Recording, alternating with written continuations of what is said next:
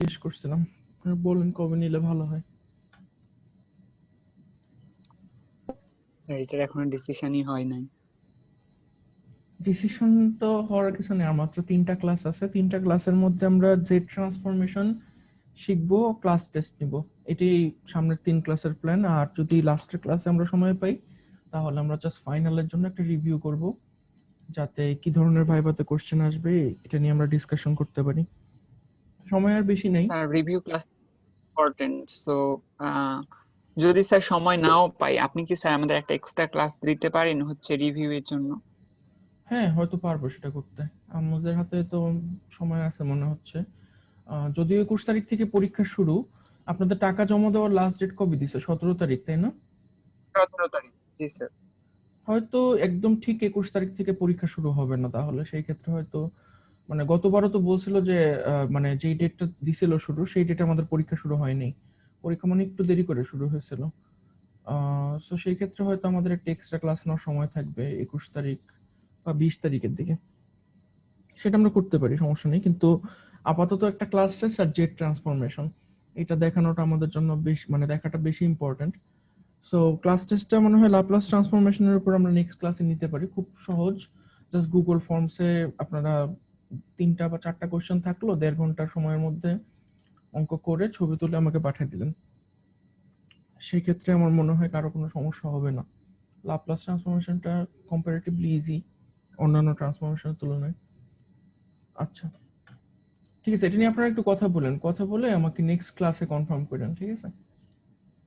আচ্ছা, আজকে okay sir. আমরা যে জিনিসটা দেখব সেই জিনিসটা হলো গত ক্লাসে আমরা কিছুটা দেখা শুরু করছিলাম যে গত ক্লাস না, অ্যাকচুয়ালি গত ক্লাসের আগের ক্লাসে, গত ক্লাসে আমরা দেখছিলাম যে এনার্জি সিগন্যাল কাকে বলে আর পাওয়ার সিগন্যাল কাকে বলে। এটা মেইনলি আমরা পড়ছিলাম যে পরবর্তীতে আপনাদের ইন্টারভিউ এবং ক্যারিয়ারে আপনাদের কাজে লাগতে পারে পাওয়ার সিগন্যাল, এনার্জি সিগন্যাল, আমার কাছে মনে হয়েছে।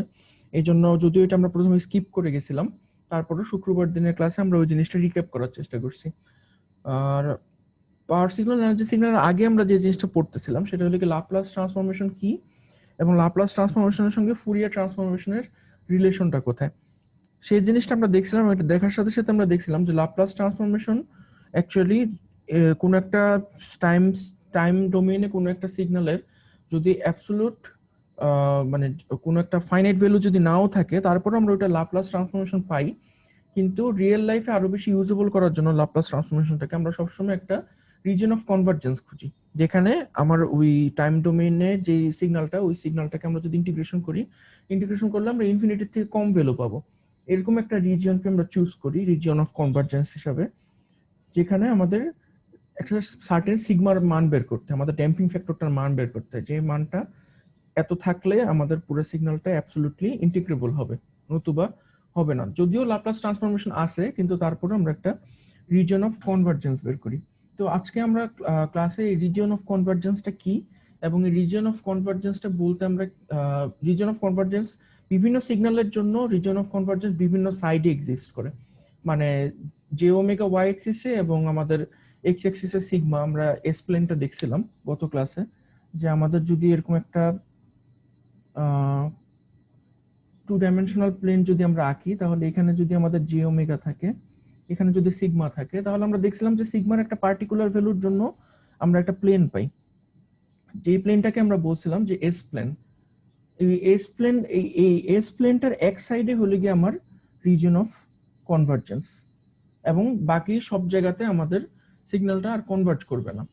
সো রিজিয়ন অফ কনভার্জেন্স কথাটা দিয়ে আমরা যেটা বুঝি সেটা হলো গিয়ে এটা একটা রেঞ্জ, এটা একটা রেঞ্জ অফ কমপ্লেক্স ভেরিয়েবল, মানে এটা হলো গিয়ে একটা রেঞ্জ অফ এস এর ভ্যালু, মানে এই রেঞ্জের মধ্যে এস এর অনেকগুলো ভ্যালু এক্সিস্ট করে, যেই এস গুলোর জন্য এই লাপ্লাস ট্রান্সফরমেশনের রেজাল্টটা ফাইনাইট হবে।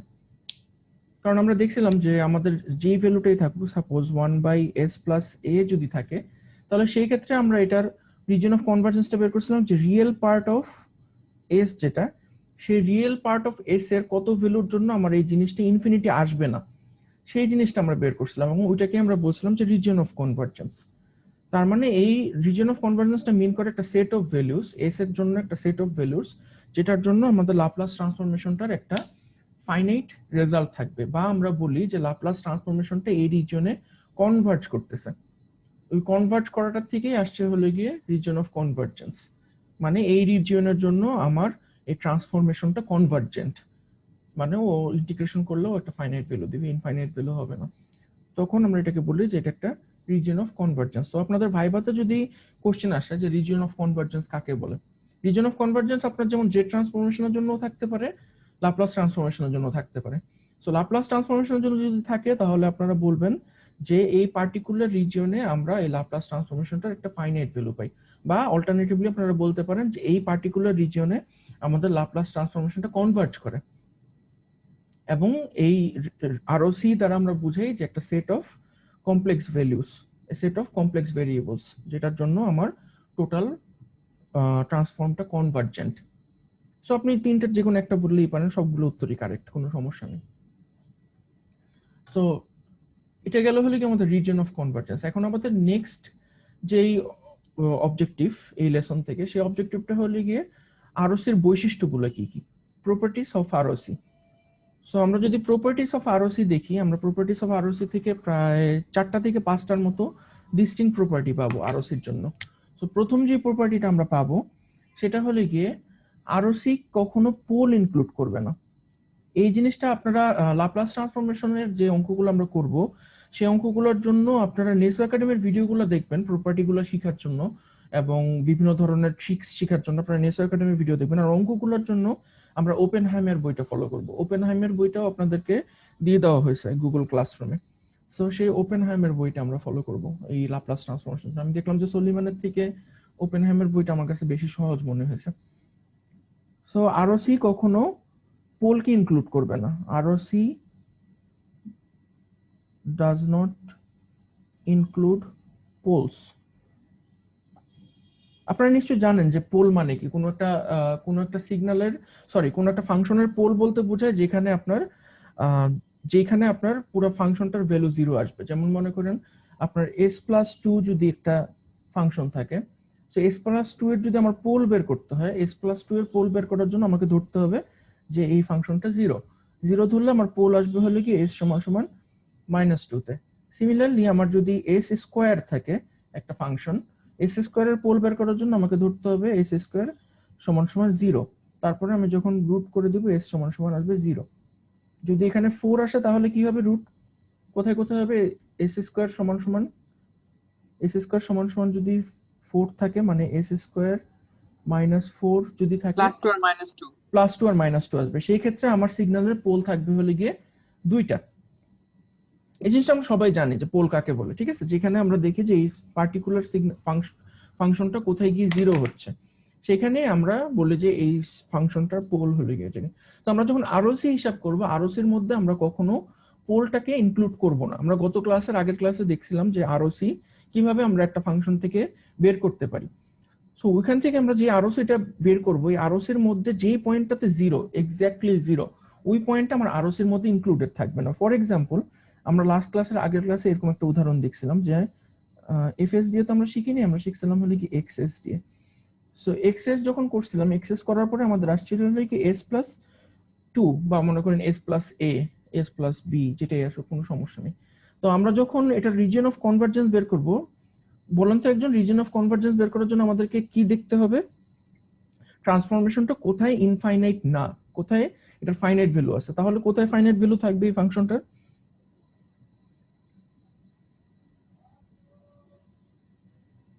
ভুলে গেছি। এটা তো ভুলার কিছু নাই আসলে, মানে এই জিনিসটার ভ্যালু কখন আপনার লেস দেন ইনফিনিটি হবে? যদি হচ্ছে 0 এর চেয়ে ছোট হয়। হ্যাঁ, s+2 যদি 0 থেকে ছোট হয় না, এক্স্যাক্টলি s+2 যদি 0 না হয়, s+2 0 না হইলেই হবে, তাই না? s+2 0 থেকে বড় হইতে পারে, ছোট হইতে পারে। গত ক্লাসে আমরা মনে হয় দেখছিলাম ছোট, কিন্তু এই ছোট বা বড় হওয়ার পিছনে কারণ কি এটা আমরা পরে দেখবো। কিন্তু আপাতত আমাদের s+2 যদি 0 না হয় তাহলেই চলবে, কারণ s+2 যদি 0 থেকে ছোট হয় তাহলে হয়তো আমরা এখানে একটা মাইনাস ভ্যালু পাবো, হুইচ ইজ স্টিল ফাইনাইট, কোনো সমস্যা নেই। কিন্তু মানে প্রথমত আমাদেরকে ধরতে হবে যে s+2 0 হওয়া যাবে না। যদি 0 হয় তাহলে এটা ইনফিনিটি হয়ে যাবে।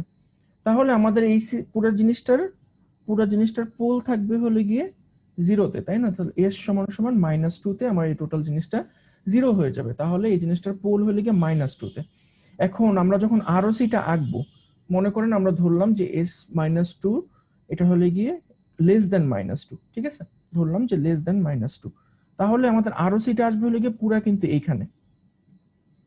এটা তো আমরা জানি, গত ক্লাস থেকে জানি যে আরওসিটা থাকবে এখানে যদি s is <-2 থাকে। কিন্তু আপনি যখন এই দাগটা টানবেন তখন বেশিরভাগ সময় স্টুডেন্টদের ভুলটা হয় কি, আমিও এখন যে ভুলটা করছি, যে আমার এই দাগটা 2 দিয়ে পাস করে, মানে 2 এর যে দাগটা 2 এর দাগটা দিয়ে পাস করে।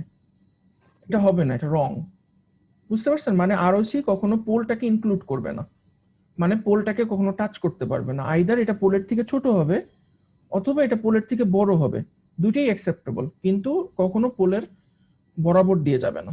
সো আমি যখন পরীক্ষার হলে ছবিটা আঁকবো, পরীক্ষার হলে ছবিটা আঁকার সময় আমাকে অবশ্যই, আমি যদি এখানে 2 এখানে যদি ইন্ডিকেট করি আর আমার আরওসি যদি 2 এর বাম সাইডে হয়, মানে <-2 হয়, তখন সেই ক্ষেত্রে অবশ্যই -2 আর আমার পয়েন্টার মধ্যে একটা ডিসটেন্স থাকতে হবে। সবাই কি বুঝতে পারছেন? জি স্যার।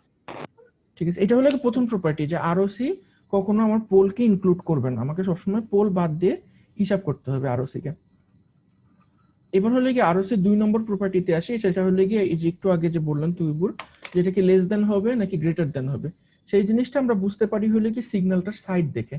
একটা সিগন্যাল আপনার দুই ধরনের সাইডেড হইতে পারে, একটা হতে পারে হলে গিয়ে রাইট সাইডেড সিগন্যাল, রাইট, এটা আপনাদের স্লাইডের মধ্যে ছিল মেবি, সিগন্যালের মধ্যে রাইট সাইডেড সিগন্যাল, যেটা নামটা ইমপ্লাই করে যে এই সিগন্যালটা মোস্টলি রাইট সাইডে থাকবে, সেটাকে আমরা বলি হলে কি একটা রাইট সাইডেড সিগন্যাল। এটার উদাহরণ হতে পারে যেমন মনে করেন আমরা যদি বলি যে ut+1, এরকম একটা সিগন্যাল আছে আমাদের, মনে করেন এটা একটি ইউনিট স্টেপ ফাংশন অবশ্যই।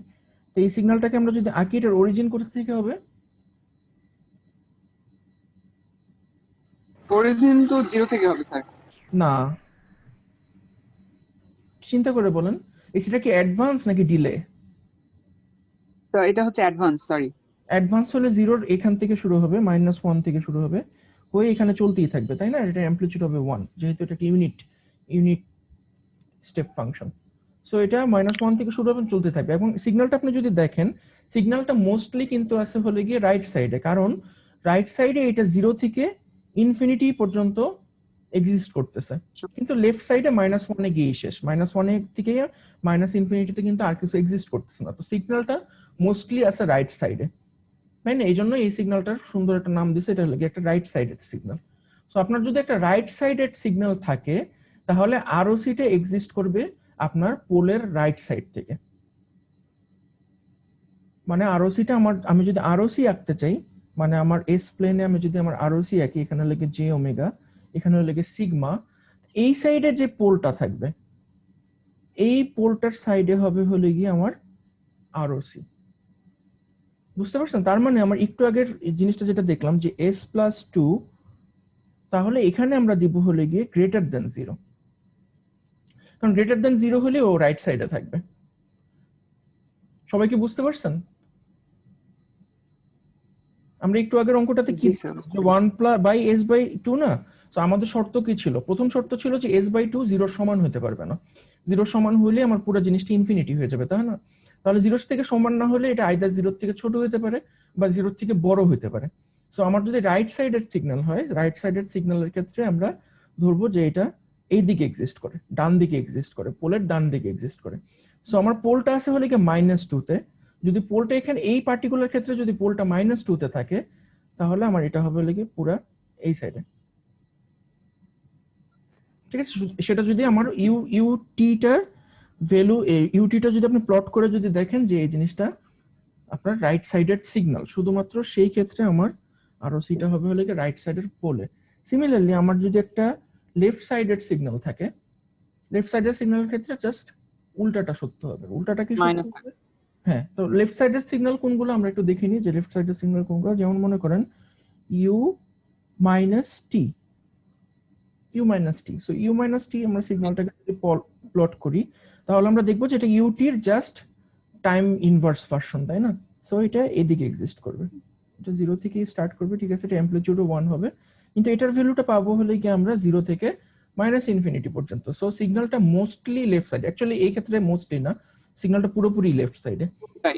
হ্যাঁ, তো লেফট সাইডের সিগন্যালের ক্ষেত্রে আমার পোলটাও এক্সিস্ট করবে লেফট সাইডে, সরি আরওসিটাও এক্সিস্ট করবে লেফট সাইডে। তার মানে আমার পোলটা যদি মনে করেন এখানে হয়, পোলটা মনে করেন এ এখানে হলো, তাহলে এই পোলের লেফট সাইডে হলে গিয়ে আমার পুরো আরওসিটা এক্সিস্ট করবে। সো লাপ্লাস ট্রান্সফরমেশনের ক্ষেত্রে সবসময় আপনারা দেখবেন যে পরীক্ষাতে যখন অঙ্ক থাকবে, মানে সহজ অঙ্ক যেগুলি থাকবে স্পেশালি ক্লাস টেস্টে, সেই ক্লাস টেস্ট সেটআপে আমাদের যে ধরনের অঙ্ক থাকবে সেই ধরনের অঙ্ক তো অবশ্যই আপনার ইউটি বা ইউটিতে প্রকাশ করা যায় এরকম ফাংশনগুলো আপনার থাকবে। যেমন মনে করেন গত ক্লাসগুলোতে আমরা অ্যাকচুয়ালি ফোরিয়ার লাপ্লাস দুইটাতেই আমরা দেখছি যে ওয়ান সাইডেড এক্সপোনেনশিয়াল সিগন্যাল খুব পপুলার, অনেক চলে, সব বইতেই আপনারা দেখবেন যে এরকম একটা থাকবে লাপ্লাস এবং ফোরিয়ারে। সো সবসময় দেখবেন যে ইউটি দ্বারা গুণ করে সিগন্যালটাকে অবশ্যই একটা ওয়ান সাইডেড সিগন্যাল করে ফেলা হবে। এটা লেফট সাইডেড হতে পারে, রাইট সাইডেড হতে পারে, কিন্তু এটা অবশ্যই ওয়ান সাইডেড হবে। তো সেই ক্ষেত্রে আপনার সুবিধা হবে কি, ফার্স্টে আপনি অবজার্ভ করবেন যে এখানে যে ইউনিট স্টেপ ফাংশনটা দিয়ে গুণ করে এক্সপ্রেস করা হয়েছে আমার সিগন্যালটাকে, সেটা কি লেফট সাইডেড নাকি রাইট সাইডেড। আমি যদি এটা ডিসাইড করতে পারি তাহলে আমার বাকি কাজটুকু জাস্ট লাপ্লাস ট্রান্সফরমেশন করা আর গ্রেটার দেন জিরো নাকি লেস দেন জিরো বসানো, দ্যাটস ইট। আমি যদি এভাবে অঙ্কটা করতে পারি আমি ফুল মার্কস পাবো। এই অঙ্কের মধ্যে আর কোনো কিছু নেই, স্পেশালি ক্লাস টেস্টের মতো সেটআপে যেখানে আপনার পোল আসবে, দেখবেন শুধুমাত্র একটা পোলই আসবে, আপনাকে জাস্ট ডিসাইড করতে হবে এটা কি ডান দিকে নাকি বাম দিকে, দ্যাটস ইট। আমরা যখন একটু পর অঙ্ক করবো আরো সহজ হয়ে যাবে। স্যার আমরা ডিলে বা অ্যাডভান্স দেখে কি এটা বুঝতে পারবো না এটা লেফট সাইডে বা রাইট সাইডে কিনা? অ্যাকচুয়ালি ডিলে বা অ্যাডভান্সের উপর কিন্তু লেফট সাইড বা রাইট সাইড ডিপেন্ড করে না। কারণ ডিলে বা অ্যাডভান্স হলে আপনি মনে করেন জাস্ট ডিলে কতটুকু পর্যন্ত হতে পারে, আপনি কতটুকু দেখছেন ডিলে, সর্বোচ্চ ভ্যালু বলেন, আপনি পরীক্ষাতে ডিলে কতটুকু দেখছেন, আমাকে যে কোনো একটা সংখ্যা 10 বলেন। স্যার। 10 মনে করেন, 10 10 ধরলাম, অনেক বড় সংখ্যা 10 ডিলের তুলনায়। মাইনাস ইনফিনিটির তুলনায় -10 কিন্তু খুব বড় একটা সংখ্যা না, বুঝতে পারছেন? মানে আপনার এখানে যদি -10, সরি এক্ষেত্রে +10, -10ও যদি এটা এই সাইডে সরে, তারপরেও দেখা যাবে সিগন্যাল বেশিরভাগই আপনার ডান দিকে আছে, কারণ -10 এর তুলনায় ইনফিনিটি অনেক বড় একটা নাম্বার, তাই না? জি স্যার। সো ডিলে আর অ্যাডভান্সের উপর অ্যাকচুয়ালি আপনার সিগন্যালের সাইডটা তেমন একটা, মানে আপনি যদি অনেক উপর থেকে দেখেন সিগন্যালটাকে, তেমন একটা ম্যাটার করবে না। এটা ম্যাটার করবে কোনটা, যখন আপনার টি এর আগে একটা মাইনাস থাকবে। যখন টি এর আগে একটা মাইনাস থাকবে তার মানে আপনি পুরো স্কেলটাকে উল্টাই দিতেছেন, তখন একটা সিগন্যালের মধ্যে ড্রাস্টিক্যালি চেঞ্জ আসবে। মানে আমি যদি এখানে টাইম স্কেলিং করি, টাইম স্কেলিং এর ক্ষেত্রে এটার একটা ড্রাস্টিক ডিফারেন্স আসবে, টাইম শিফটিং এর জন্য তেমন একটা ম্যাটার করবে না। Okay sir. আচ্ছা, এটা গেল হলো কি আমাদের 2 নম্বর প্রপার্টি, যে আমরা এই পোলটার কোন সাইডে আরওসি খুঁজে পাবো। 4 নম্বর প্রপার্টিটা, এটা হলো কি আমাদের তেমন একটা মনে হয় এই কোর্সে আমরা কভার করার সময় পাবো না। সেটা হলো গিয়ে আপনার যদি একটা সিগন্যালের বোথ সাইডই থাকে, মানে কোন একটা সিগন্যাল যদি আপনার ইউটি দ্বারা গুণ না করা থাকে, মনে করেন এমন একটা সিগন্যাল আছে আপনার, যে সিগন্যালটা দেখতে হলে গিয়ে এরকম, এখানে এক্সপোনেনশিয়ালি ডিকে করতেছে, দুই সাইডে এক্সপোনেনশিয়ালি ডিকে করতেছে, ঠিক আছে? এরকম যদি একটা ফাংশন আপনার থাকে, এটা হলো কি আমার both sided signal. Both sided সিগন্যালের ক্ষেত্রে আপনার আরওসিটা হবে হলো কি একটা ব্যান্ড। আরওসির জন্য আমার দুইটা লিমিট বের হবে এবং আরওসিটা বেসিক্যালি এরকম একটা ব্যান্ডের মতো হবে। যেহেতু এখানে দুইটা ফাংশন, এই দুইটা ফাংশনের জন্য আমরা দুইটা লিমিট খুঁজে পাবো, দুইটা সিগমার ভ্যালু খুঁজে পাবো, সাপোজ একটা সিগমা 1 একটা হলে গিয়ে সিগমা 2। সেই ক্ষেত্রে আমাদের এই জিনিসটা দেখতে হবে হলে গিয়ে একটা ব্যান্ডের মতো, সেটা লাগে জাস্ট সিগন্যালটা এই লিমিটের মধ্যে, এই লিমিটের মধ্যেই থাকবে, এই লিমিটের মধ্যে। আর কিছু কিছু ক্ষেত্রে এমন দেখবেন আপনারা, কিছু কিছু ফাংশন এরকম থাকবে যেটা আপনার না, মানে মনে করেন সিগন্যালের মধ্যে দুইটা কম্পোনেন্ট আছে, মনে করেন e⁻−at আর সামথিং ইউ দিয়ে সামথিং একটা গুণ করা, প্লাস e⁻−bt সামথিং দিয়ে একটা গুণ করা, ঠিক আছে? এই সিগন্যালটার ক্ষেত্রে অনেক সময় দেখা যাবে কি যে আপনার দুইটা আরওসি পাইতেছেন, আপনি একটা আরওসি এখানে, একটা আরওসি কিন্তু এখানে। হ্যাঁ বুঝতে পেরেছি স্যার, এটাতে সমস্যা এরকম কি, ম্যাথ আমরা করেছি। এখানে দুইটা যোগ আছে, কিন্তু এই দুইটা সিগন্যাল কিন্তু অ্যাকচুয়ালি কোনো জায়গাতেই কনভার্জ করতেছে না। মানে এটার কনভার্জেন্স পয়েন্ট হলে কি এখানে, আর এটার কনভার্জেন্স এখানে, কিন্তু দুইটা কিন্তু একসাথে যোগ করা আছে। মানে আমাদেরকে দুইটার একই কনভার্জেন্স পয়েন্ট বের করতে হবে, মানে দুইটা কোন জায়গাতে কমন কনভার্জেন্স পয়েন্ট, কিন্তু এই দুইটা সিগন্যালের কিন্তু কোথাও কনভার্জেন্স পয়েন্ট নেই। কারণ একটা পার্ট এখানে কনভার্জ করতেছে, একটা পার্ট এখানে কনভার্জ করতেছে। তো বেসিক্যালি এটা আমাদের এস প্লেনে, মানে এই যে জে ওমেগা আর এই সিগমা, এখানে কিন্তু কোনো কনভার্জেন্স পয়েন্ট নেই এই জায়গাতে। তখন আমরা ওই ক্ষেত্রে বলি যে এই সিগন্যালটার কোনো ল্যাপ্লাস ট্রান্সফরমেশন থাকবে না, কারণ এটা যদি কোথাও কনভার্জি না করে আমরা এই সিগন্যালটা কি কাজে ইউজ করবো, কোনো ল্যাপ্লাস ট্রান্সফরমেশন নাই এটা। এমন অঙ্ক থাকতে পারে পরীক্ষাতে আপনাকে ট্রিক করার জন্য যে দুইটা এমন একটা সিগন্যাল দিয়ে দিল যেটার কোনো কনভার্জ, মানে সিগন্যালটা কোথাও স্টেবল হবে না, এটা কোথাও স্টেবিলিটি খুঁজে পাবে না।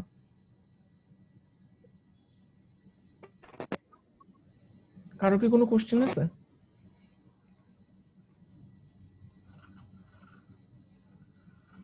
চলো আমরা কয়েকটা অঙ্ক দেখি, অঙ্ক দেখলে আমার মনে হয় যে ল্যাপ্লাস ট্রান্সফরমেশনটা আরেকটু ইউজফুল হবে আমাদের জন্য। এখন তো নেই স্যার, ম্যাথ একটু করেন তাহলে বুঝবো। হ্যাঁ হ্যাঁ, ম্যাথ আমরা শুরু করি। ম্যাথগুলো আমরা দেখতেছি হলে কি সব আপনার ইসের থেকে, ওপেনহাইমের বই থেকে। সো আপনারা একটু কষ্ট করে ওপেনহাইমের বইটা নামাই নেন।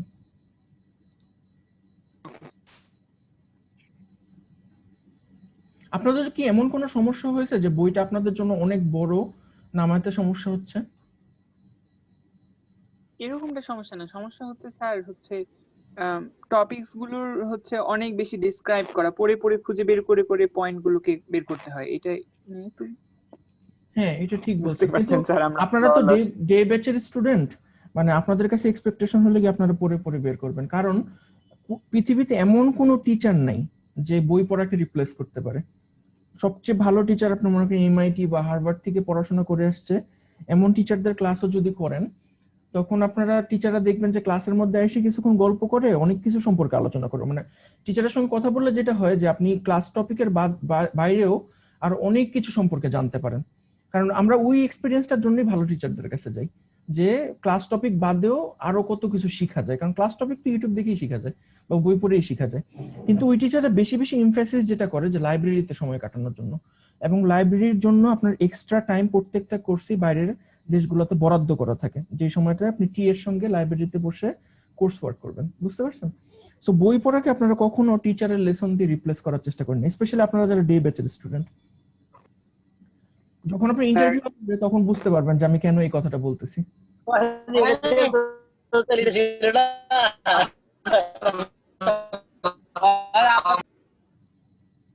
কেউ কিছু বলবেন?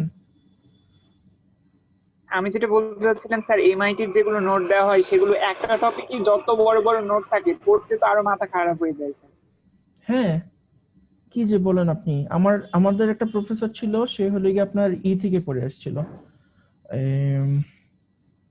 স্ট্যানফোর্ড থেকে পড়ে আসছিল। সে আমাদেরকে এমন একটা প্রজেক্ট দিছে, যেই প্রজেক্টটা আপনার করার জন্য আমরা পুরো লাইব্রেরিতে ঘুরে কোনো বই টই কিচ্ছু পাইনি। পরে ওই ম্যাডামটার কাছে গেলাম যে কি ব্যাপার, আমরা তো কোথাও পাচ্ছি না। পরে সে ওনার কাছ থেকে আমাদেরকে একটা বই দিল, বই দেওয়ার পরে তারপরে আমরা ওখান থেকে পড়ে কিছুটা করতে পারছি, শেষ পর্যন্ত আমি A- পাইছি ওই কোর্সটাতে। তো আপনার এরকম এমআইটি বা হার্ভার্ডের টিচাররা যেসব দেয় আপনার, মানে অ্যাসাইনমেন্ট দেয়, অ্যাসাইনমেন্ট আপনার বই টইতে কোথাও খুঁজে পাওয়া যায় না, খুব কঠিন, মানে কি বলবো, কিছু বলার নেই। ওপেন বুক এক্সাম দেয় কিন্তু সবাই ফেল করে ওপেন বুক এক্সামে। এই জন্য কেউ মানে সবাই অনেক চালাক। আমি প্রথম বুঝতাম না, ওপেন বুক এক্সাম শুনলে অনেক খুশি হয়ে যেতাম, পরে বুঝছি যে ওপেন বুক এক্সাম হলে আরো বড় বাস। কিন্তু এখন আমাদের জন্য একটু ওইরকমই কাহিনী হয়ে গেছে অনেকটা। ওপেন বুক এক্সাম অনেক বড় বাস একটা। আচ্ছা ঠিক আছে, তারপরে কি করছিলেন স্যার? পরে A- পাইছিলাম, বললাম তো অনেক টাইম A- পাইছিলাম, কারণ পোস্ট গ্রাজুয়েট যে কোনো জায়গাতে A- ভালো। কি করছিলেন স্যার?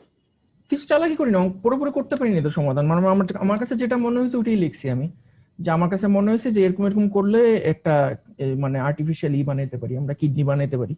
তো ওটা লিখছি, ওনার কাছে মনে হয়েছে যে ভালোই লিখছি, মানে ইকুয়েশন টিকুয়েশন ঠিকই মনে হয়েছে ওনার কাছে। তো A- দিছে আর কি দয়া করে। কিন্তু পোস্ট গ্রাজুয়েট কোন একটা জায়গাতে A- কিন্তু খুব বেশি একটা ভালো গ্রেড না, মানে সবাই এক্সপেক্ট করে যে A বা A+ পাবেন, কিন্তু কি আর করার। আচ্ছা ঠিক আছে, তো আমরা অঙ্কটা আমি আপনার স্যার সঙ্গে, আপনার হচ্ছে হ্যাঁ মাস্টার্সের ভালো একদম 4। হ্যাঁ 4 কারণ হলে গিয়ে আপনার A+ কে 4.3 ধরা হয়, বুঝতে পারছেন? A+ হলে কি এক্সিলেন্ট, মানে A+ দিবে হলে কি ওরা 1% কে। সো আমি একটা কোর্সে বাই চান্স A+ পেয়ে গেছিলাম আর কি, তো আমিও যে A- পাইছি আর A+ পাইছি, এটাতে কাটাকাটি হয়ে গেছে, এই জন্য 4 আসছে লাকিলি।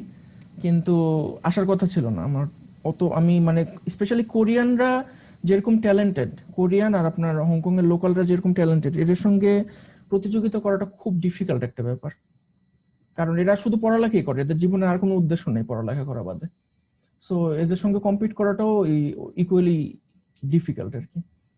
সো এই জন্য মানে ওই বেল কার্ভ করে তো সব জায়গাতে, আপনার মনে করেন 93 পেয়েও আপনি অনেকে দেখা যায় যে এ পায় না বা এ প্লাস পায় না, কারণ বেল কার্ভ করলে শুধুমাত্র 1% কি আপনার এ প্লাস দিবে। আপনাদের এখানে এই সিস্টেমটা এখনো মনে ইমপ্লিমেন্ট করা হয়নি, অনেক ইউনিভার্সিটিতে করা হয় বাংলাদেশে, নর্থ সাউথ এআইভি, যে আপনি 93 পাবেন, 94 পাবেন, কিন্তু এ প্লাস পাবেন না। এটা মনে হয় জানেন আপনারা, তাই না? জানি মানে এনএসইউ তে আছে স্যার। এটা পার্সেন্টাইল হিসাব করা হয় আর কি। স্যার আজকে প্রথম জানলাম। এটা জানতেন না আপনারা? মানে এরকম ক্লাসের স্টুডেন্টের মার্ককে এরকম একটা বেল কার্ভের মধ্যে ফেলা হয়। Yes, sir, জানি এটা এনএসইউ তে আছে। সো এখানে হলে কি সবাই থাকবে, এটা রুব্রিকের মধ্যে আমাদের সেমিস্টারের শুরুতেই রুব্রিকের মধ্যে লিখে দেওয়া থাকতো যে এই মিডল পয়েন্টে যারা থাকবে, মানে এভারেজে যারা থাকবে ওদের গ্রেডটা কত হবে। যেমন করে মিডল পয়েন্টে আমি ধরলাম হলে কি বি প্লাস যদি ধরি, তার আর এই জায়গায় যদি ধরি হলে কি এ প্লাস, মানে 1% কে যদি ধরি এ প্লাস, তাহলে বাকিদেরকে তারপর বি প্লাস থেকে এ প্লাস এর মধ্যে ডিস্ট্রিবিউট করে দেওয়া হয়। তো ওইটাতে অনেক কঠিন, কারণ কোরিয়ানরা যারা থাকে আর হংকং এর লোকাল যারা, এদের আইকিউ অনেক ভালো, এরা সব এই 1% অকুপাই করে থাকে এবং নাম্বারটাকে টেনে অনেক দূরে নিয়ে যায়, 97 98 এর কাছাকাছি নিয়ে যায়। আমাদের মতো ছাপোষা যারা, ওদের অবস্থা হয় হলে কি বিপদে। আচ্ছা ঠিক আছে, তো এখানে যেটা করলাম আমরা, যে আমাদের এখানে এক্সটি একটা পার্টিকুলার সিগন্যাল দেওয়া ছিল, যেটা হলো কি e⁻−at আর u−t। সো এই সিগন্যালটা দেখে আমরা বুঝতে পারতেছি এটা একটা লেফট সাইডেড সিগন্যাল, যেহেতু আমার u−t একটা left sided unit step function, এটার সঙ্গে আমি যেই সিগন্যালকে গুণ করে দিই সেই সিগন্যালটাই আমার হবে হলো কি একটা লেফট সাইডেড সিগন্যাল। আমি কি ঠিক বলছি? চিন্তা করে দেখেন তো ঠিক বলছি নাকি আমি। ই মাইনাস যদি হয় টি এর ভ্যালু প্লাসের জন্য আমরা ই এর ভ্যালু পাবো নেগেটিভ, তার মানে হলো কি উল্টা দিকে থাকবে। হ্যাঁ ঠিক আছে, ঠিক বলছি, এটা একটা লেফট সাইডের সিগন্যাল। সবাইকে বুঝতে পারছেন যে এটা একটা লেফট সাইডের সিগন্যাল? স্যার টি এর value negative, that's mean left side is হ্যাঁ, সিগন্যাল। আমরা শুধুমাত্র দেখবো যে ইউ এর ভিতরে যেটা আছে সেটাই আমার ডাইরেকশন ডিফাইন করবে, যে কোন দিকে সিগন্যালটা যাচ্ছে। সো যেহেতু এটা প্রলং করবে হলে গিয়ে আপনার 0 থেকে -ইনফিনিটি পর্যন্ত, সো আমরা বলতে পারি, সেফলি বলতে পারি যে এই জিনিসটা একটা লেফট সাইডের সিগন্যাল। আর ই এর আগে যে মাইনাসটা, এই মাইনাসটা ডিফাইন করে যে টোটাল জিনিসটার অ্যামপ্লিটিউড হবে নেগেটিভে, এই নেগেটিভ অ্যামপ্লিটিউড থাকবে, ঠিক আছে? সো এটা একটা লেফট সাইডের সিগন্যাল। সো লেফট সাইডের সিগন্যালের ক্ষেত্রে আমরা দেখছি যে আমাদের পোলের লেফট সাইডে থাকবে হলে গেটার আরওসি। তো এই আরওসিটা বের করার জন্য আমাদেরকে ফার্স্টে ল্যাপ্লাস ট্রান্সফরমেশন করতে হবে। ল্যাপ্লাস ট্রান্সফরমেশন করার সূত্র আপনাদের এখন সবার মুখস্থ হয়ে যাওয়ার কথা, -ইনফিনিটি থেকে ইনফিনিটি xt e⁻−st dt, ঠিক আছে? সো আমরা xt-টাকে বসাইলাম, আমরা পাই e⁻−at e⁻−st u−t dt। আমার xt-টাকে আমি এখানে জাস্ট বসাই দিলাম। তো এখান থেকে আমি দেখতে পারতেছি যেহেতু এটা একটা লেফট সাইডের সিগন্যাল, মানে আমার সিগন্যালটার ভ্যালু এক্সিস্ট করবে 0 থেকে -ইনফিনিটি পর্যন্ত। সো আমি 0 থেকে +ইনফিনিটি চাইলেও ভুলে যেতে পারি, কারণ ওখানে আমরা যা ইচ্ছা তাই করি, উত্তর 0ই আসবে। এই জন্য আমরা এখানে লিমিটটা চেঞ্জ করে লিখলাম -ইনফিনিটি টু 0, বাকি অর্ধেক ভুলে গেলাম আমরা, আমাদের দরকার নেই এই পার্টটা। তো এখানে e⁻−s+at dt আসবে। যদি আমরা e কে নিয়ে পাওয়ার গুলোকে কমন করলে s+at আসবে।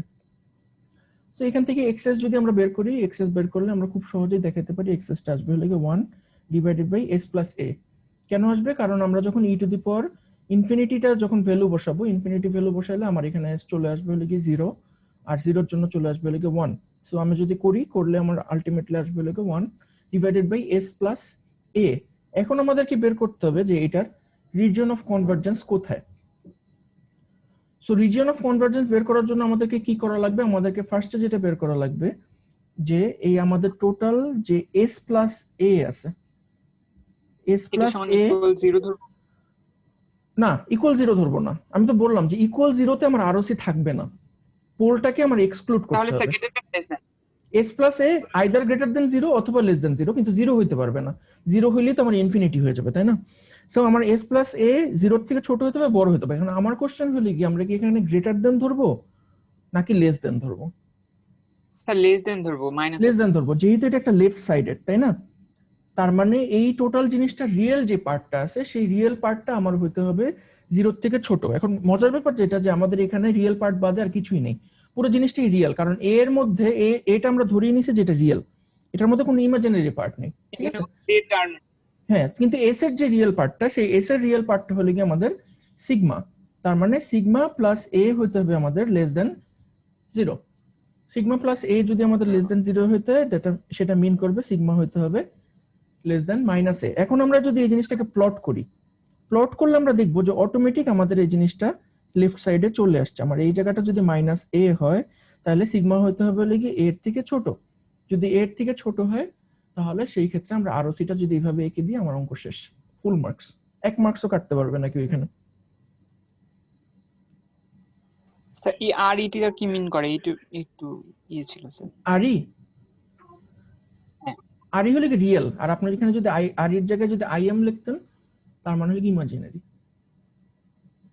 সো মনে করেন আমি জাস্ট উদাহরণের জন্য বললাম, মনে করেন আপনার এস প্লাস মানে এস ট্রান্সফরমেশন করার পরে, ল্যাপ্লাস ট্রান্সফরমেশন করার পরে আপনার ছিল কি এস প্লাস এ প্লাস জে ওমেগা। তখন আমরা কি করব?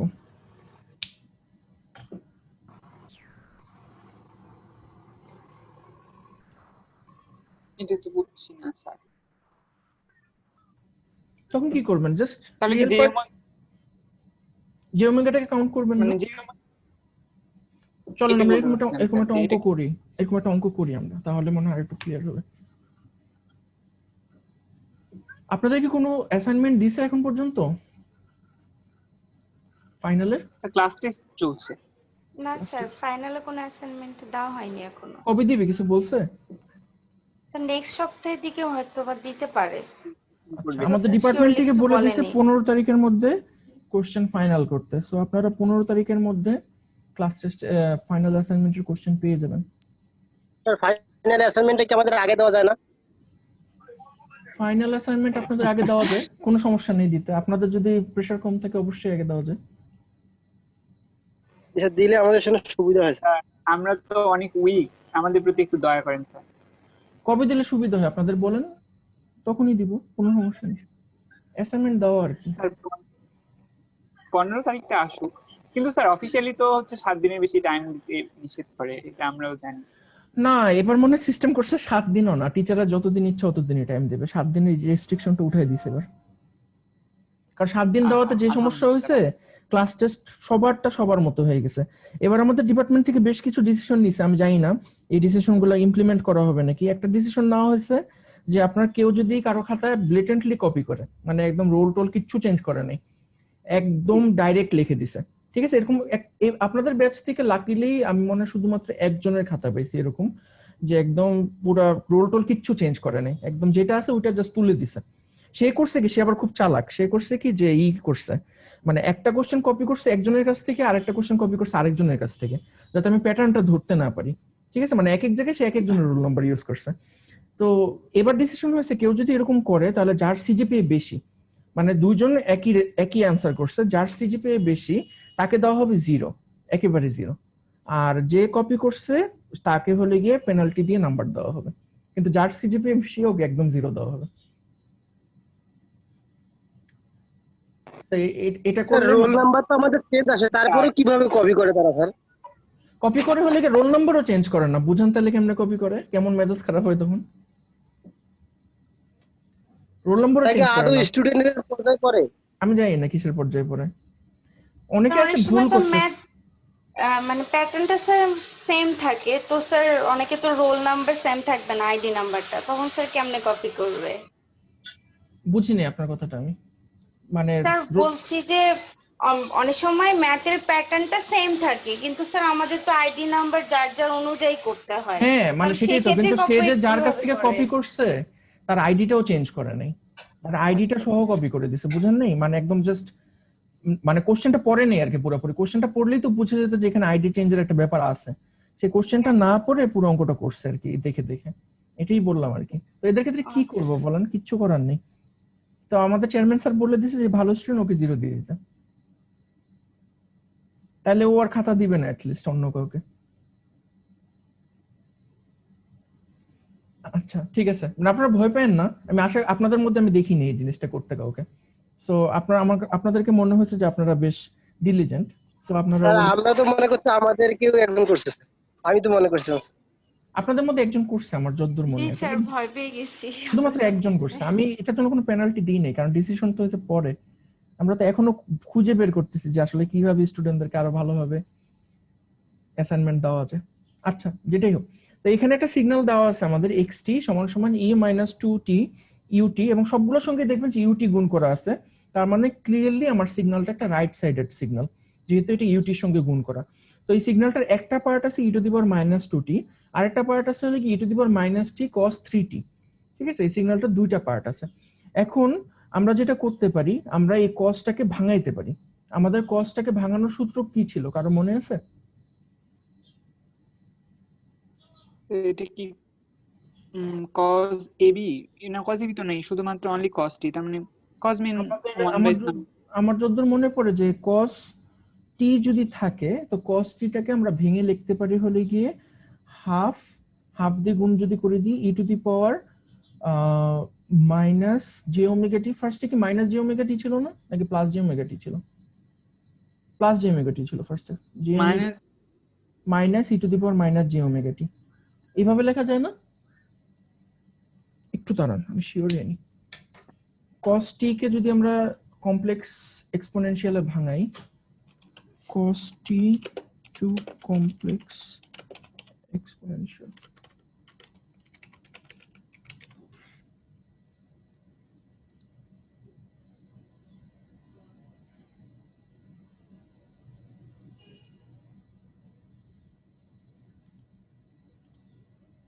তো সময় লাগে।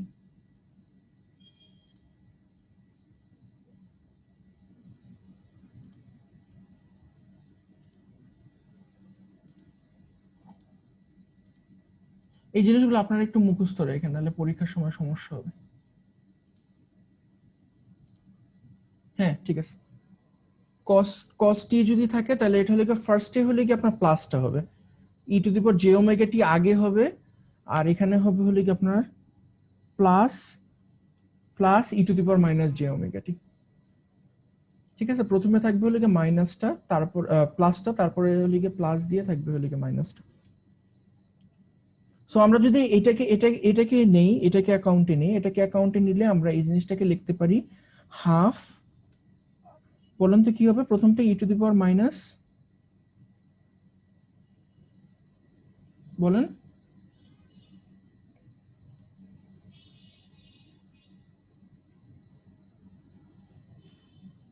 ফার্স্টে হবে জে ওমেগা টি। ঠিক আছে,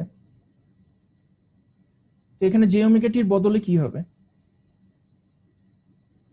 3 j omega t plus half e to the power minus 3 j omega t. এটার সাথে গুণ অবস্থায় কি আছে, ই টু দি পাওয়ার মাইনাস টি। সবাই কি বুঝতে পারছেন?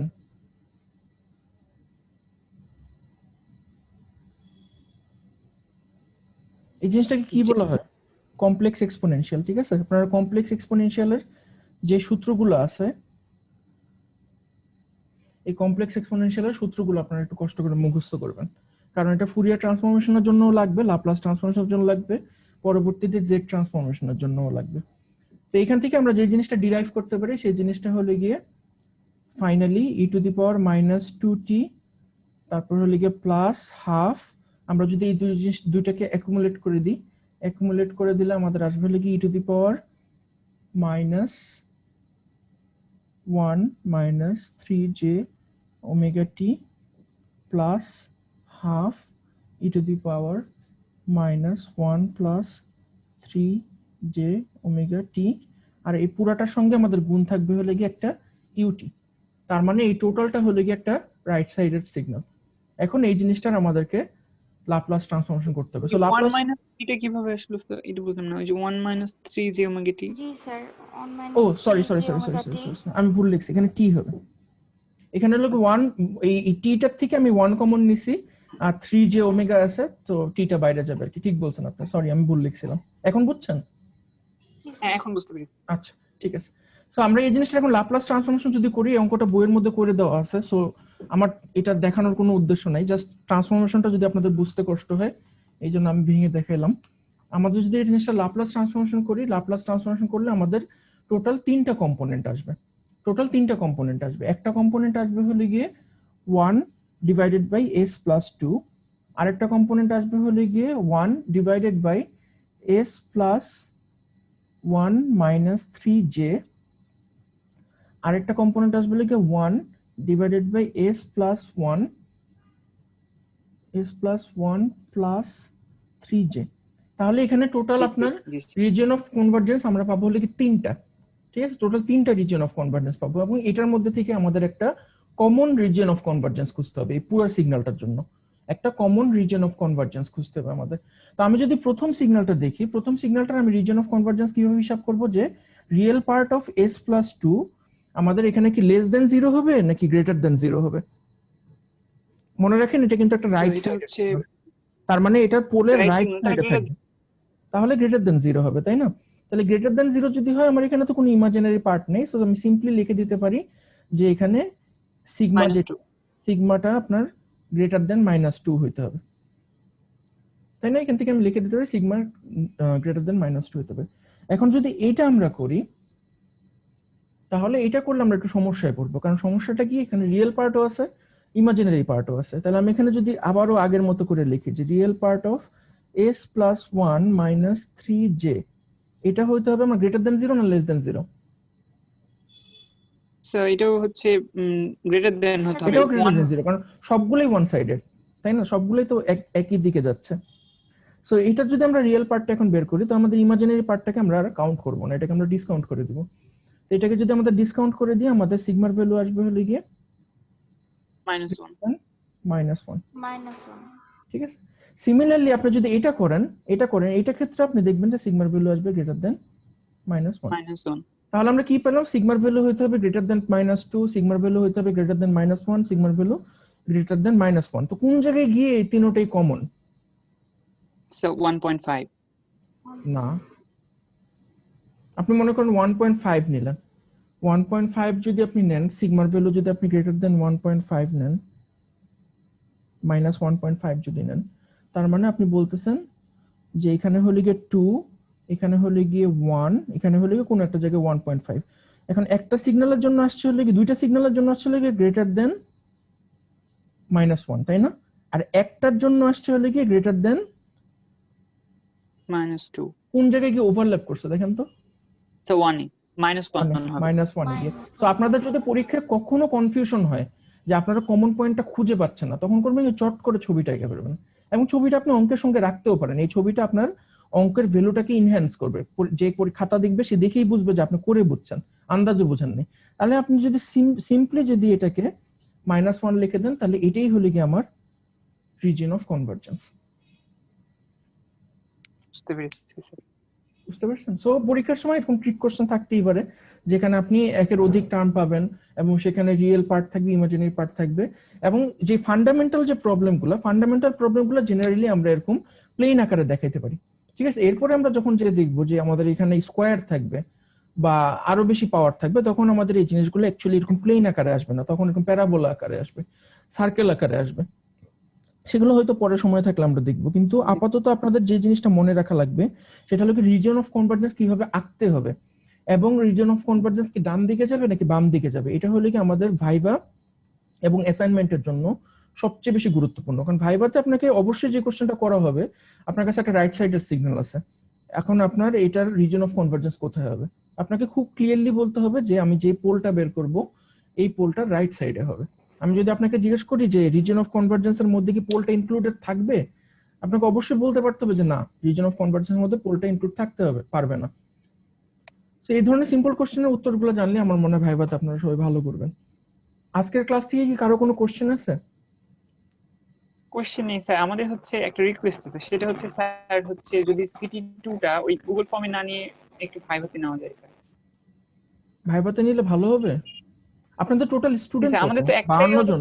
না স্যার, ভাইবা দিব না স্যার, গুগল ফর্মে থাক। 52 জনের ভাইভা নিতে নিতে আমার অবস্থা টাইট হয়ে যাবে একদম, কারণ 52 জনের ভাইভা তা নেওয়া ঠিক, কিন্তু আমাদের ভাইভাতে কি টাইপের কোশ্চেন হবে সেটা একটু আন্দাজ পেতাম স্যার, এই জন্যই বলেছি। সেটা আমরা আমাদের রিভিউ একটা এক্সট্রা ক্লাস ক্লাসে নিতে চাচ্ছে। দরকার হলে 2টা রিভিউ ক্লাস নিব, তারপর আমি আসলে ভাইভা নিতে চাইতেছি না। আমি পারলে ফাইনালেরও ভাইভা নিতাম না, ভাইবা নেওয়ার জন্য আমাকে একদিনে যখন 106 জনের ভাইবা নিতে হয়, মানে আমার একদম কোমর টোমর ব্যথা হয়ে যায়, আমি আর পারি না। স্যার এটার কোনো ওয়ে নেই স্যার, আমাদের ভাইবার অন্য কোনো ব্যবস্থা করা যায় কিনা? এটা ওসব বই ভাইবা আমরা টাইবা বের দিতে করার ভালো লাগে না। চেষ্টা করতেছি কিন্তু পাচ্ছি না খুঁজে আসলে। ওই যে এই সমস্যাটা হয়ে হলে কি কিছু কিছু স্টুডেন্ট বাকি সব স্টুডেন্টদের স্ট্যান্ডার্ডকে অনেক নামায় দেয়। এই জন্যই আমরা ভাইবার কোনো অল্টারনেটিভ পাই না। মানে অ্যাসাইনমেন্টও যে ভালো একটা অ্যাসাইনমেন্ট দিব আর স্টুডেন্টরা যে আসলেই চিন্তা করে লিখবে, আপনারা অনেক ভালো স্টুডেন্ট, আমি এটা অ্যাডমিট করি, কিন্তু সবাই এরকম না। তো দেখা যায় যে তখন আমাদের একটা ইউনিভার্সাল ওয়ে বের করতে গেলে আসলে ভাইবা বাদে আর কোনো অল্টারনেটিভ থাকে না। কি করব, মানে স্টুডেন্টরা তো কপি করবে কিভাবে, এখন ভাইবা বাদে আর কিভাবে অ্যাসেস করব ভালো স্টুডেন্ট ভাইভাতে অনেক সময় হয় স্যার, অনেক ভালো প্রিপারেশন নিয়েছি কিন্তু ইজি জিনিস ওই ভাইবার সময় মানে ভুল হয়ে যায় স্যার। হ্যাঁ, তা তো একটু হয়। তারপরও যাই হোক, তবে আপনারা যারা ঢাকা ইউনিভার্সিটিতে মাস্টার্স করার ইচ্ছা আছে যাদের, তাদের জন্য এই ভাইবার ইটা খুবই ভালো হচ্ছে। কারণ ঢাকা ইউনিভার্সিটিতে যে টট প্রোগ্রাম মাস্টার্সের, ওখানে আপনার 2 ক্রেডিটের ভাইবা, আপনাদেরকে আগেও বলছিলাম 2 ক্রেডিটের ভাইভাতে আপনাকে ভালো রেজাল্ট করা লাগে। সো আপনাদের এখানে খুব ভালো একটা, কারণ আমার কোনো অভিজ্ঞতা ছিল না এরকম এত লম্বা সময় ধরে ভাইবা দেওয়ার, কিন্তু ঢাকা স্যার ইউনিভার্সিটিতে আরেকটা যখন আমি দিলাম তখন বুঝলাম। হ্যাঁ বলেন। আহ, এটা মানে আমাদের টপিক রিলেটেড কোনো কোশ্চেন না, সেটা হচ্ছে স্যার হচ্ছে এই যে মাস্টার্স বাই হচ্ছে কোর্স ওয়ার্ক আর একটা আছে মাস্টার্স বাই রিসার্চ, এই দুটোর মধ্যে একটু ডিফারেন্সটা জানতে চাই স্যার। ঢাকা ইউনিভার্সিটির ক্ষেত্রে মাস্টার্স বাই রিসার্চকে ওরা বলে এমফিল, ঠিক আছে, আর যেটা কোর্স ওয়ার্ক ওটাকে বলে এমএস। তো যেটা হলো কি মাস্টার্স বাই কোর্স ওয়ার্ক, ওখানে আপনাকে প্রায় 8টা থেকে 10টার মতো কোর্স 8 মাসের মতো সময় শেখানো হয়।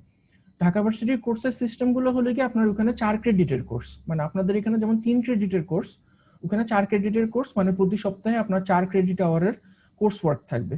ওই কোর্স ওয়ার্কের উপরে আপনি 4 ঘন্টার পরীক্ষা দিবেন, মানে ফাইনাল পরীক্ষা হবে 4 ঘন্টার এবং 3টা কুইজ হবে আপনার এই 8 মাসে, অ্যাসাইনমেন্ট থাকবে, এবং ফাইনালে 4 ঘন্টার পরীক্ষাটার উপরই বেশি মার্কস, মানে এই 8 মাস যা পড়লেন সবকিছু মুখস্থ করে আপনাকে ওই 4 ঘন্টায় পরীক্ষা করে প্রমাণ করতে হবে আপনাকে, ঠিক আছে। ওটা হলো বেশিরভাগ এমফাসিসই হলো গিয়ে এই কোর্স ওয়ার্কের উপরে এবং প্র্যাকটিক্যালের উপরে। আপনাদের যেমন প্র্যাকটিক্যাল কোর্স থাকে, ওখানে ওরকম প্র্যাকটিক্যাল কোর্স থাকে 5টা। তো এই 5টা প্র্যাকটিক্যাল কোর্সে আপনাকে প্রায় 10টার মতো এক্সপেরিমেন্ট করতে হয়। ওই 10টা এক্সপেরিমেন্টের একটা মাত্র ফাইনাল পরীক্ষা হয়, সেই ফাইনাল পরীক্ষাতে আপনাকে রিটেন এক্সামও দিতে হয়, সেটআপ টেস্টও দিতে হয়।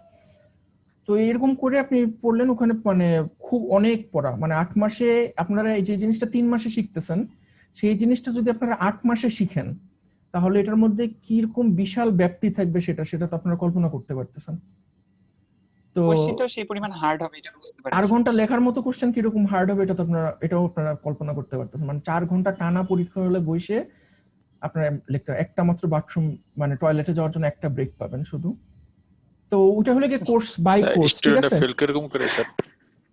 স্টুডেন্টরা মাস্টার্সে তেমন একটা ফেল করে না। মাস্টার্সে আপনার সর্বনিম্ন গ্রেডই থাকে আপনার 3.4 এর নিচে কেউ পায় না। আর এই কারণ 8 মাস ক্লাস হয়, তো 8 মাস ক্লাসে আপনার কিছু না কিছু মার্কস থাকেই, ওই কুইজ বলেন, অ্যাসাইনমেন্ট বলেন, অ্যাটেন্ডেন্স বলেন, কিছু না কিছু মার্কস থাকেই আপনার, তো ফেল করার প্রশ্নই আসে না।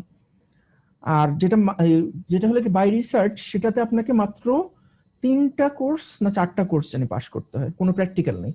3টা কোর্স না 4টা কোর্স জানি পাস করতে হয়, এবং পাস করাটা খুবই ইজি, নিজেরাই পরীক্ষা নেয়, মানে ডিপার্টমেন্টের স্যাররাই ডিপার্টমেন্টের স্টুডেন্টদের পরীক্ষা নেয়, ওটার কোশ্চেনও খুব ইজি হয়। আর মেইন যেটা দেখা হয় সেটা হলো কি আপনার 2 বছর ধরে রিসার্চ করতে হয়, মানে আপনাকে একটা প্রজেক্ট অ্যাসাইন করে দেয়, নোভেল একটা প্রজেক্ট, মানে আপনাদের মাস্টার্সের প্রজেক্টের মতো না যেটা আগেও মানুষ করছে আপনাকে জাস্ট বানায় দেখাইতে হবে, এমন না। এটা হলো একদম নতুন একটা জিনিস, মানে যেটার উপর আপনি পেপার পাবলিশ করতে পারবেন, সেরকম একটা রিসার্চ ওয়ার্ক দিবে। আপনার কাজ হলে গিয়ে প্রতিদিন অফিস আওয়ারে ডিপার্টমেন্টে আসা, সারাদিন কাজ করা ওই প্রজেক্টটা নিয়ে, এবং প্রতি উইকে আপনার সুপারভাইজারকে দেওয়া, আপডেট দেওয়া যে আমি এতটুকু করছি, প্রজেক্ট আমি এতটুকু করছি। সো ওইটার উপরই মেইনলি ডিপেন্ড করে যে আপনি এমফিল পাবেন কি পাবেন না, মানে আপনার থিসিসটা কত ভালো সেটার উপরে। কিন্তু স্যার বাইরেও কি এটা হয়? আমার তো বাইরেও সেটা সেম, মনে হয় না। বাইরেও সেম। আমি যেমন বাইরে তো আমি এমফিল আমি ঢাকা ইউনিভার্সিটিতে এমএস করছি, কিন্তু বাইরে আমি অ্যাকচুয়ালি পিএইচডি প্রোগ্রামে এনরোল ছিলাম, কিন্তু আমার প্রফেসরটা খুব খারাপ ছিল, এজন্য আমি এমফিল করে চলে আসছি। তো বাইরেও আপনার আচ্ছা, সেম, আপনি যদি টাকা দিয়ে কোর্স ওয়ার্ক করেন, শুধুমাত্র কোর্স ওয়ার্ক করবেন আর কিচ্ছু না, ওটাকে আপনার বলে এমএসসি। আর যেটাতে আপনাকে টাকা দিবে, আপনাকে বেতন দিবে ইউনিভার্সিটি থেকে, আপনাকে থাকার জায়গা দিবে, আপনাকে ল্যাবে জায়গা দিবে, সব জায়গায় আপনার অফিস ডেস্ক থাকবে, ওটাকে বলা হয় এমফিল। স্যার থিসিস জিনিসটা কি স্যার? থিসিস জিনিসটা হলো কি জাস্ট আপনি এই 2 বছর বা 3 বছর ধরে যা যা কাজ করছেন, আপনি মেইনলি যতগুলো পেপার পাবলিশ করছেন আর কি, সেই পেপারগুলো এক একটা চ্যাপ্টার, মানে আপনার এক একটা পেপার এক একটা চ্যাপ্টার। তো আমার যেটা মনে হচ্ছে, আমি ঠিক বুঝতে পারছি না যে আসলে আমি কতটা ঠিক, কিন্তু আমার মনে হচ্ছে যে কোর্স ওয়ার্কের চেয়ে তাহলে এই রিসার্চটা নেওয়া বেটার, মানে কি যে at least বলেন, কোর্স ওয়ার্ক অনেক সহজ রিসার্চের তুলনায়, কারণ রিসার্চ একটা আনসার্টেন বিষয়। এই জিনিসটা আপনার হইতেও পারে নাও হইতে পারে, কারণ যেই জিনিসটা কেউ করে নাই সেটাই তো আপনি রিসার্চ করবেন, তাই না? এবং যেটা কেউ করে না ওটার মধ্যে অবশ্যই একটা চান্স আছে যে আপনি ফেইল করবেন। কিন্তু ফেল তো মাস্টার্সে অনেকবারই হবে স্যার, এটা হবে, একবার না। কিন্তু মানে এটা কিন্তু ডিপেন্ড করবে কথা আপনার সুপারভাইজার উপর। সবার সুপারভাইজার তো ভালো পড়ে না। আপনার সুপারভাইজার দুই ভাবে চিন্তা করতে পারে। একটা চিন্তা করতে পারে যে আমার টাকা যা যাচ্ছে যাক, কোনো সমস্যা নেই, আমার উদ্দেশ্য নতুন কিছু করা। আর কিছু কিছু সুপারভাইজার থাকে এরকম যে আমি টাকা দিচ্ছি, আমি ওকে কাজও করে দেখাইতে হবে, ও রক্ত বেঁচে হোক, কিডনি বেঁচে হোক, যেভাবেই হোক ওকে কাজটা করে দেখাইতে হবে। আপনার সুপারভাইজারের মেন্টালিটি তো দুই রকমই হইতে পারে। সো আপনি তো সুপারভাইজারের আন্ডারে কাজ করার আগে জানবেন না আপনার সুপারভাইজার কিরকম। আপনার সুপারভাইজার যদি এরকম হয় যে আপনাকে বলে, আমাকে যেমন বলছিল যে তুমি সামনের শুক্রবারের মধ্যে এই আমার মানে এই পেপার, আমি যে পেপারটা পাবলিশ করব এই পেপারটা স্যার আমরা পরবর্তীতে কিছু বলবেন। সুপারভাইজার চেঞ্জ করতে পারি, ওটা অনেক লম্বা কাহিনী, ওটা আপনাদের আরেকদিন বলবো না, কিন্তু পরবর্তীতে আমরা সে আমাকে বলছে, ওটা আরেকদিন বলবো না, ওটা আরো লম্বা কাহিনী। আমি একদিন আমাকে বলছে যে শুক্রবারের মধ্যে এই ফিগারটা তোমাকে জেনারেট করে দিতে হবে। মানে একটা ফিগার মানে আপনার প্রায় 24টার মতো এক্সপেরিমেন্ট, একটা এক্সপেরিমেন্ট করতে আপনার 2 থেকে 3 ঘন্টা সময় লাগে। শুক্রবার আসতে মনে করেন 3 দিন সময় আছে। তো আমাকে বলতেছে কিভাবে এই ফিগারটা জেনারেট করে দাও। কিভাবে সম্ভব সে তো জানে না। বলতেছে তুমি যদি এটা জেনারেট না করে দাও, তোমার যে অ্যানুয়াল রিভিউ আছে, আমি অ্যানুয়াল রিভিউতে তোমাকে আনস্যাটিসফ্যাক্টরি দেবো। আনস্যাটিসফ্যাক্টরি দেওয়ার মানে হলো কি সাথে সাথে আমার বেতন 25% কমে যাবে। আমি কিভাবে থাকবো 25% কম বেতন? আমার তো বাসা ভাড়াও দিতে পারবো না আমি। তো তখন আমি যেভাবে হোক, আমি কিছু আনএথিক্যাল কাজও করছি ওখানে। তো আমাকে কিছু আনএথিক্যাল মিনও অ্যাডপ্ট করতে হয়েছে। করে তারপর আমি তাকে শুক্রবারের মধ্যে, আমি টানা 3 দিন পুরো রাত ঘুমাই নেই, সারা রাত ল্যাবে কাজ করে হ্যালুসিনেশনের মতো অবস্থা হয়ে গেছিল আর কি। তো করে আমি তাকে জমা দিছি, সে খুশি হয়েছে, আমার বেতনও কাটা যায়নি, কিন্তু আমি পুরো জিনিসটা সততার সঙ্গে করিনি আর কি। তো আপনার তো এরকমও হতে পারে, তো আপনার কাছে মনে হতে পারে যে এমফিলটা সহজ কারণ কোর্স ওয়ার্ক নাই। অ্যাকচুয়ালি কোর্স ওয়ার্ক করাটা অনেক সহজ। কোর্স ওয়ার্কে একটা সার্টেনটি আছে, আপনি ভালো প্রিপারেশন নিলে বলতে পারবেন যে আমি 4 out of 4 পাবো। যেমন আমি মাস্টার্স পরীক্ষা দেওয়ার পরে আমি বলতে পারছি যে আমি সবগুলো কোর্সে A+ পাবো। আমি এমন কোনো পরীক্ষা দিই নাই যেটা আমি A+ এর থেকে কম মার্কস পাওয়ার আমার চান্স আছে। কিন্তু আমি যতদিন পর্যন্ত এমফিল করছি আমি কখনো শিওর ছিলাম না যে আমি গ্রাজুয়েশন পাবো নাকি। আমার যে থিসিস বোর্ড ছিল, এই বোর্ডের একজন ছিল হলো কি স্ট্যানফোর্ডের গ্রাজুয়েট, আরেকজন ছিল হলো কি হার্ভার্ডের গ্রাজুয়েট। মানে যে দুইজন আমার এক্সটার্নাল কমিটি মেম্বার ছিল, আর আমার প্রফেসর তো আমার প্রফেসর। তো আমি শিওর ছিলাম না যে আমি মানে ডিফেন্ড করে আসতে পারবো নাকি আমার থিসিস। তো যাই হোক পারছি শেষ পর্যন্ত, কিন্তু মানে অনেক কঠিন ছিল, অনেক কঠিন। এমএসএফ থেকে এমফিল অনেক কঠিন।